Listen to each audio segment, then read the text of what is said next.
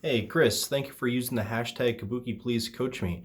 I had a chance to review your squat and deadlift training videos that you submitted, and I have some feedback that I think is going to really help you. And I'm going to give you a few tips that I think you can immediately implement in both of those lifts to improve.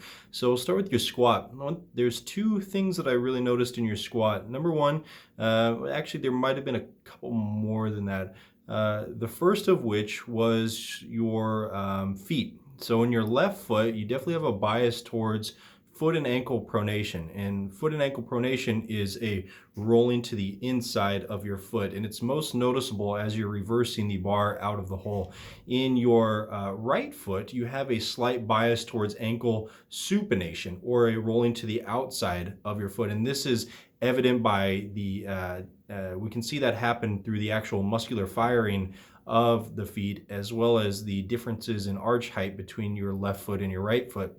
This is causing some of the hip shift that you have going on, and the hip shift is not that dramatic, but if you actually look at your video really closely, you can see a slight flicker one side of your hips, and then they kind of come back to the other, and you can see the compensation in your knees as well. I also noticed that you have a slight difference in bar height on the left to right side.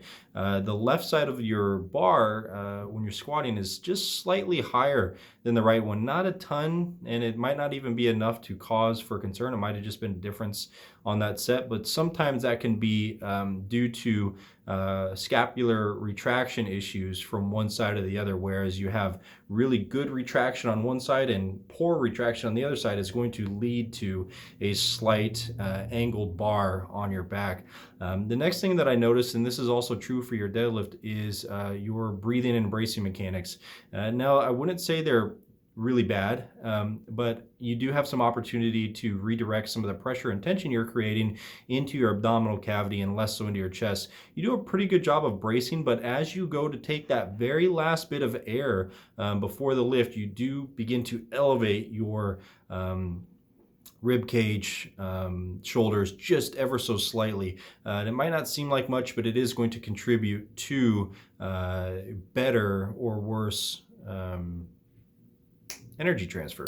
So that's going along with what we can see happening at your belt as well. Your belt tells us a lot about what's happening at the abdominal cavity or the abdominal musculature. As you go to hinge, if we see that belt kind of kick under this way, that's very evident that you're biasing thoracic or actually spinal extension as your primary bracing strategy. So I'd look to clean that up as well. In your deadlift, it actually didn't look too bad. I don't have a ton of real constructive feedback for your deadlift other than the breathing and bracing situation that we had with your squat as well. I do think you can get a little bit more tension in your hamstrings prior to starting the lift. One of the cues that I would recommend for that is to think about pushing your hamstrings back or reaching your hamstrings back on the setup. That means as you're hinging down to the bar, you're not just bending your back to get down, but you're actually pushing your hamstrings back to gain some tension. I hope that helps. If you have any questions related to this feedback, feel free to drop it in this DM string, and I'll be sure to answer it.